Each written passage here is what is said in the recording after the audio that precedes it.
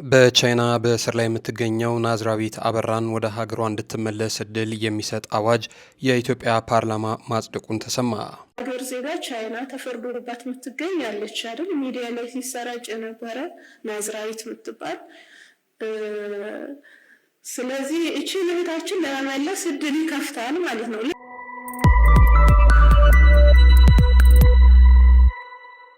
ፕሬዚዳንት ትራምፕ እጆን ከኢትዮጵያና ከአፍሪካ ላይ ያንሱ የሚል መፈክር ተይዞ ሰልፍ ሊወጣ መሆኑን በደቡብ አፍሪካ የሚኖሩ ኢትዮጵያውያን በፕሬዚዳንት ትራምፕ ንግግር ላይ ያላቸውን ተቃውሞ በኔልሰን ማንዴላ አደባባይ ላይ ሊያስተጋቡ መሆኑን ተናግረዋል።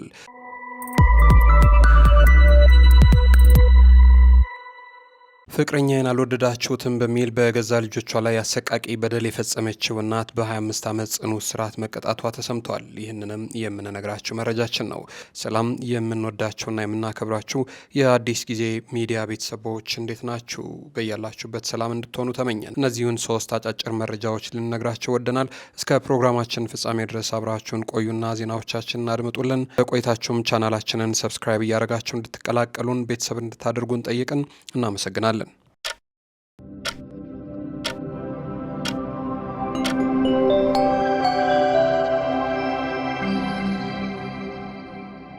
በቻይና በእስር ላይ የምትገኘው ናዝራዊት አበራን ወደ ሀገሯ እንድትመለስ እድል የሚሰጥ አዋጅ የኢትዮጵያ ፓርላማ ማጽደቁን ኢትዮጵያን ኢንሳይደር ዘግቧል።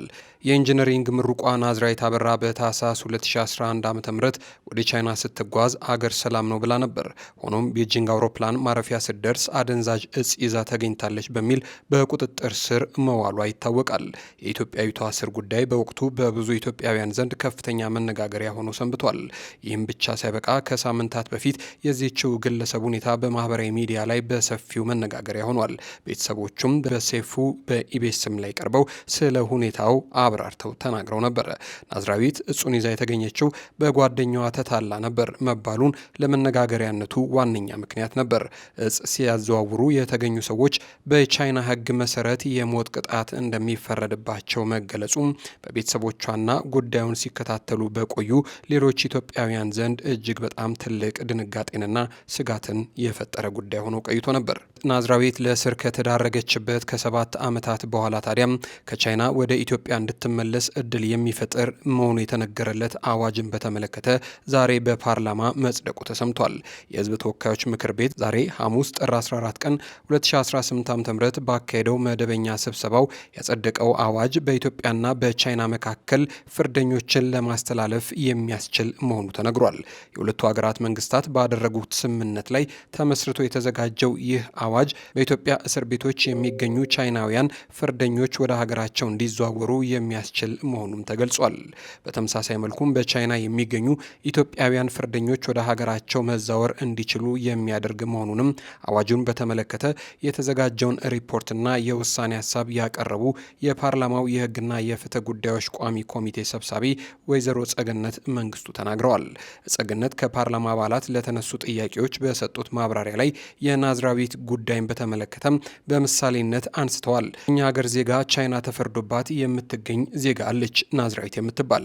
ስለዚህ አዋጁ ይህችን እህታችንን ለመመለስ እድል ይከፍታል ማለት ነው።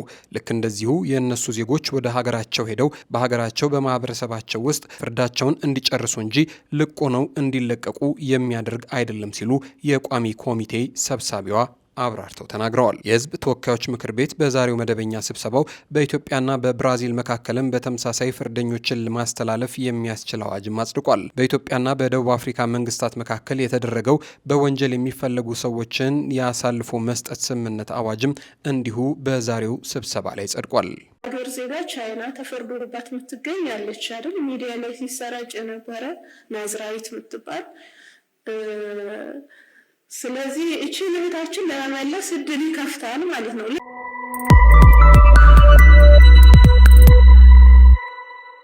ወደ ቀጣዩ መረጃ ስንሻገር ደግሞ ፕሬዚዳንት ትራምፕ እጆን ከኢትዮጵያና ከአፍሪካ ላይ ያንሱ የሚል መፈክር ተይዞ ሰልፍ ሊወጣ መሆኑን በደቡብ አፍሪካ የሚኖሩ ኢትዮጵያውያን በፕሬዚዳንት ትራምፕ ንግግር ላይ ያላቸውን ተቃውሞ በኔልሰን ማንዴላ አደባባይ ሊያስተጋቡ መሆኑን ገልጸዋል።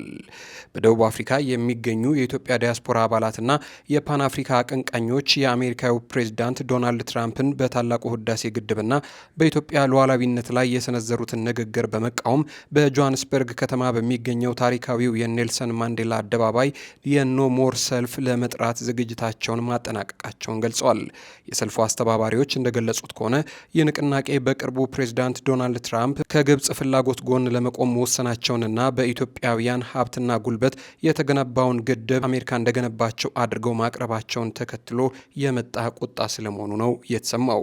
ዶናልድ ትራምፕ ኢትዮጵያ ግድቡን የሰራቸው በአሜሪካ ብር ነው ብለው የመናገራቸው ነገር ብዙ ዜጎችን ያስገረመና ያስደነቀ ከመሆኑ በመለስ እኛው በእኛው የሰራነው ግድብ እንደሆነ እየታወቀ ከየት በመጣ እርዳታቸው ነው ትራምፕ እንዲያፋቸውን ሞልተው በልበ ሙሉነት የሚናገሩት የሚሉ ጥያቄዎች በብዛት ይሰሙ ይዘዋል።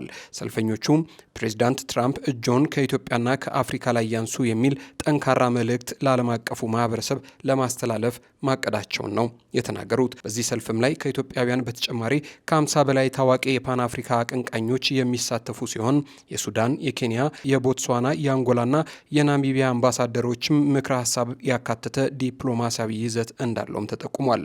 የተቃውሞም ዋና ዋና ነጥቦችንም ሲገልጹ ኢትዮጵያ በአባይ ወንዝ ላይ ያላትን የተፈጥሮ ባለቤትነት የሚጋፋ ማንኛውንም የውጭ ጣልቃ ገብነት አለመቀበል፣ የህዳሴ ግድብ ግንባታ የገንዘብ ምንጭ በተመለከተም በፕሬዝዳንት ትራምፕ የተሰጠው የተዛባ መረጃን ማውገዝ፣ ኢትዮጵያ በቅርቡ የኒውክሌር ኃይል ማመንጫ ይፋ ባደረገችበት ማግስት አፍሪካን ለማወክ የሚደረጉ እንቅስቃሴዎች የማንቂያ ደውል በመሆን መመከት እንደሆነም ተናግረዋል። የሰልፉ አስተባባሪዎች በመጨረሻም አባቶቻችን በጀግንነታቸው ያቆዩልንን የአፍሪካ ህብረት መዲና የሆነችውን አዲስ አበባና የህዳሴ ግድባችንን የሉዓላዊነታችን መገለጫ አድርገን እንጠብቃለን በማለት ሁሉም ኢትዮጵያውያን አፍሪካውያን የሀሳብ ልዩነቶቻቸውን አጥብበው ለሀገራቸው ድምፅ እንዲሆኑም ጥሪ አቅርበዋል። ይህ የኖሞር ንቅናቄ ችቦ በሰሞኑ የትራምፕ ንግግር የተነሳው ቁጭት በደቡብ አፍሪካ ዳግም እንደሚቀጣጠልም አያይዘው ተናግረዋል። ከዚህ ጋር በተያያዘም ዶናልድ ትራምፕ ስለ ጠቅላይ ሚኒስትር ዶክተር አብይ አህመድ የተናገሩት ንግግርም እጅግ መነጋገሪያ ሆኗል። የአሜሪካው ፕሬዚዳንት ዶናልድ ትራምፕ ከግብፁ መሪ አብዱልፈታህ አልሲሲ ጋር በነበራቸው ቆይታ ያስተላለፉት መልእክት ዲፕሎማሲያዊ መነጋገሪያም ሆኗል። ትራምፕ በንግግራቸው ወቅት ለኢትዮጵያዊ መሪ ያላቸውን አመለካከት በይፋ ገልጠዋል። ፕሬዚዳንት ዶናልድ ትራምፕ የአልሲሲን መገኘት ተገን በማድረግ እንዲህ ሲሉ ነበር የተናገሩት። እንዳንተ በቅርበት ባላውቃቸውም የኢትዮጵያው ጠቅላይ ሚኒስትር አብይ አህመድ ጠንካራ መሪ መሆናቸውን ግን በሚገባ አውቃለሁ። እንዲሁም ሁለታቸውን አገናኝቼ ስምምነት እንድታደርጉ እሰራለሁ። ንግግሩ የተደረገው በአባይ ግድብ ላይ ከግብጽ ጋር በነበረ ከፍተኛ ውይይት ወቅት መሆኑም ታውቋል። ፕሬዚዳንት ዶናልድ ትራምፕ ለኢትዮጵያዊ መሪ የሰጡት ጠንካራ መሪ የሚል መገለጫ በሁለቱ ሀገራት መካከል ያለው ግንኙነት ላይ ያለውን አንድምታ ያሳያል ያሉን ብዙ ናቸው። ዶናልድ ትራምፕ የግብፁ መሪ አጠገብ ሆነው ይህንን ነገር መናገራቸው ለብዙዎች አስገራሚ ሆኖባቸዋል። በተለይ ደግሞ እንዲህ ያለው ንግግር ብዙ ግብፃውያንን በዛ ልክ የማያስደስት ነው የሚሉን ብዙ ናቸው።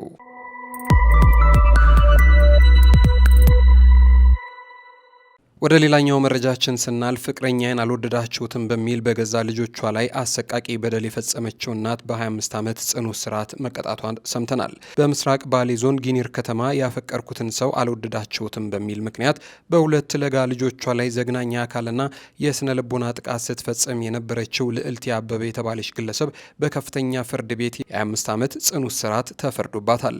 የ37 ዓመቷ ልዕልት አበበ ከቀድሞ ትዳሯ ያፈራቻቸውን የ7ና የ15 ዓመት ሴት ልጆቿን ከአባታቸው ዘንድ በማምጣት አብረዋት እንዲኖሩ ታደርጋለች።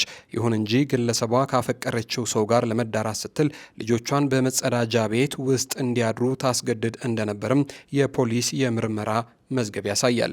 ልጆቹ ይህንን ኢሰብአዊ ድርጊት በመቃወማቸውና የእናታቸውን ፍቅረኛ ባለመውደዳቸው ምክንያት ተደጋጋሚ ድብደባና የአካል ጉዳት ይደርስባቸውም ነበር። ትልቋ በተለይ ትምህርቷን እንድታቋርጥ ተደርጋ በጉልበት ስራ እንድትሰማራም ተገዳለች። ትንሿ የ7 ዓመት ህፃን ደግሞ ገመናይን ለሰው አወራሽ በሚል በቃጠሎ ጭምር የሚገለጽ አሰቃቂ አካላዊ ጉዳት እንደደረሰባትም ታውቋል። ለ2 ዓመታት በሚስጥር የታቀፈው ይህ ግፍ ታዲያ ህዳር 9 ቀን 2018 ዓ.ም ታዳጊዋ ለመምህራኖቿ እያለቀሰች በተናገረችበት ነገር አማካኝነት ጉዳዩ ወደ ፖሊስ ደርሷል። የምስራቅ ባሌ ዞን ከፍተኛ ፍርድ ቤት የቀረቡትን የሕክምና ማስረጃዎችና የተጎጂዎችን ቃል መርምሮ ተከሳሿ ታስቦ በሚፈጸም ከባድ የአካል ጉዳትና በህፃናት ጉልበት ብዝበዛ ጥፋተኛ መሆኗን አረጋግጧል። በዚሁ መሰረት ጥር 6 ቀን 2018 ዓ.ም በዋለው ችሎት ልዕልት አበበ በ25 ዓመት ጽኑ እስራት እንድትቀጣም ተወስኖባታል።